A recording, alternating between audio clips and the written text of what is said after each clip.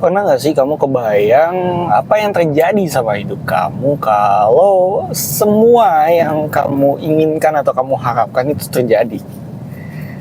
Pasti rasanya luar biasa bahagia, betul? Kamu bisa dapet rumah impian, kamu bisa dapetin mobil impian, kamu bisa keliling dunia atau jalan-jalan ke tempat yang benar-benar kamu impikan. Dan sadar nggak sebenarnya apapun yang kita impikan sebenarnya mungkin bisa terjadi. Tapi seringkali orang tuh nggak pernah mencoba merealisasikan mimpinya. Saya ngomong realisasi mimpi di sini bukan tiba-tiba sulap terus jadi mimpinya, bukan. Tapi sekedar untuk nulis mimpinya aja mereka nggak mau. Gimana mereka bisa mencapai impian yang mereka impikan tersebut? Kali ini saya mau ngingetin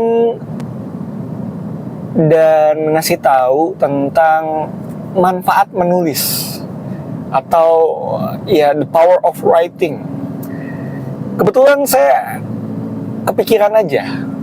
Dari kemarin lagi banyak baca buku, dan dari banyak baca buku tersebut diingetin untuk terus-menerus tulis tujuan kamu, tulis goal kamu. Bikin goal kamu dengan smart, specific, measurable, achievable, time bound, and reliable. Dan di situ juga masih banyak lagi cara untuk menuliskan mimpi-mimpi kita. Di sini saya sadar bahwa menulis itu sesuatu yang sangat penting. Saking pentingnya, bahkan Tuhan menyuruh hamba-hambanya, para nabi, para rasul untuk menuliskan apa yang dia katakan. Dan semua itu tertuang dalam Alkitab. Nggak kebayang kalau misalnya Rasul Paulus nggak nulis banyak surat. Pasti kita sekarang nggak akan ketemu ayat-ayat seperti di Efesus, ayat-ayat di Roma, ayat-ayat yang bagus banget gitu. Nggak kebayang juga kalau misalnya Nabi Musa nggak bikin hukum Taurat, nggak menuliskan hukum Taurat. Ya, Kejadian, Keluaran, Imamat, Bilangan, Ulangan. Kalau Nabi Musa nggak menuliskan itu, kita nggak akan tahu gitu. Cerita awalnya Tuhan pengen bikin dunia ini seperti apa di Kejadian 1 ayat 1, di Kejadian 1 gitu. Dan ya masih banyak lagi cerita-cerita kejatuhan manusia ke dalam dosa, dan banyak banget yang terlewat. Dan buat kita untuk merealisasikan mimpi kita, ada istilah sebuah keputusan itu minimal 2 kali terjadi gitu. Minimal 2 kali terjadi. Di saat di otak, yang pertama di otak kita, dan kedua di dunia nyata gitu. Dan semakin sering kita merealisasikan mimpi kita, baik di pikiran kita, baik di gambar, baik ditulis, baik diobrolin, semakin mungkin mimpi itu akan terwujud. Mungkin terkesan superstitious atau terkesan ngada-ngada gitu.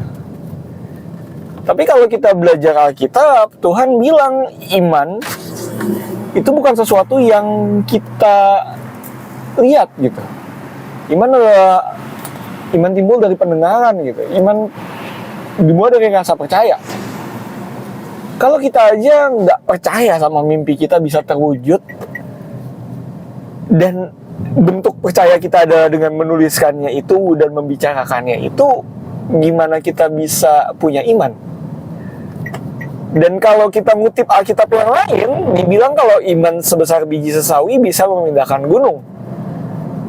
Jadi kalau mimpi kamu nggak lebih besar dari sebuah gunung, bukannya itu sangat mungkin untuk terjadi ya? Di sini saya mau ngingetin bahwa dengan kita mulai menulis, banyak banget loh yang bisa berubah dalam hidup kita. Sebagai contoh, dengan kamu mulai menulis pengeluaran dan pendapatan kamu lagi budgeting. Kamu lagi mulai langkah pertama untuk financial freedom, kebebasan finansial. Kedua, dengan kamu menulis mimpi kamu, impian kamu, goals kamu jadi selangkah lebih dekat lagi ke mimpi tersebut. Ketiga, dengan kamu menulis e-book atau pemikiran kamu atau melatih bikin skrip YouTube, itu membuat otak kamu berbicara atau otak kamu membuat struktur yang jelas. Karena dengan kita menulis, saat kita ngebaca lagi, itu akan kelihatan bahwa oh, ini ngomongnya bertele-tele, oh ini ngomongnya nggak jelas. Dengan kita belajar menulis, banyak banget yang bisa dicapai. Salah satunya juga dengan bikin aset. Buku yang biasanya dijual dan segala macam itu bisa jadi aset yang terus-menerus menghasilkan uang gitu. Sebagai sebuah intellectual property, kita bisa menggunakan buku juga sebagai pembuktian diri, kita juga sebagai tanda bahwa kita ahli di bidangnya. Dan kalau dalam bahasa Inggris, ini sesuatu yang lucu menurut saya ya. Buat dapetin otoritas atau buat dapetin posisi, if you want to gain authority, you got to be an author. Kamu harus jadi seorang penulis. Kalau di bahasa Indonesia mungkin rasanya beda gitu, tapi bahasa Inggris authority, author gitu. Itu kayak pas saya denger tuh, wow, benar-benar membuka pikiran gitu.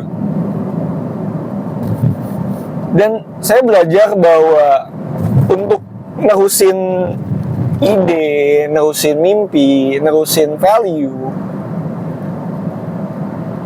cara terbaik adalah lewat buku.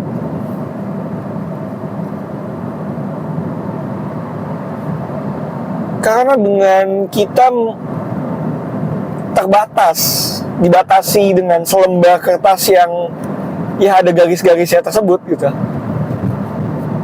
Keterbatasan itu memastikan kita nggak banyak coretan, bikin tulisannya juga sesingkat mungkin supaya satu halaman itu bisa dapat intinya, dan di setiap akhir atau di ujung bawahnya itu kita bisa membuat kalimat yang nyambung untuk orang lain tuh mau baca halaman berikutnya gitu. Perjalanan saya nulis dan pelajaran saya baca itu juga mulainya tuh baru umur 24-25 gitu. Sebelumnya memang saya ya udah bisa baca dari SD, udah suka baca komik dari kecil. Cuma buat baca Alkitab, buat baca buku pengembangan diri, rasanya tuh malesnya luar biasa. Tapi saya rasa orang-orang yang sukses, kalau ditanya apakah baca buku dan apakah menulis membantu hidup mereka atau tidak, saya yakin 80 bahkan 90% dari mereka akan menjawab iya. Karena jarang banget orang yang tidak membaca buku, tidak menuliskan mimpi mereka, bisa mencapai apa yang mereka capai.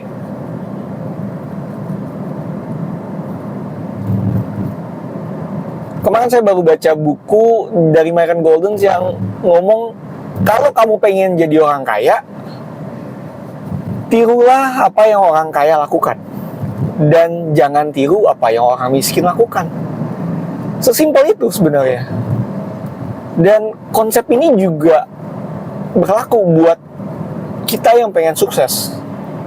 Kalau kita mau sukses, lakukan apa yang orang sukses lakukan, dan jangan lakukan apa yang orang tidak sukses lakukan.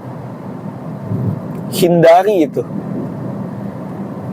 Saya percaya mungkin waktunya bukan sekarang, bukan besok, bukan bulan depan, tapi waktunya pasti akan datang karena kita terus-menerus mempersiapkan diri.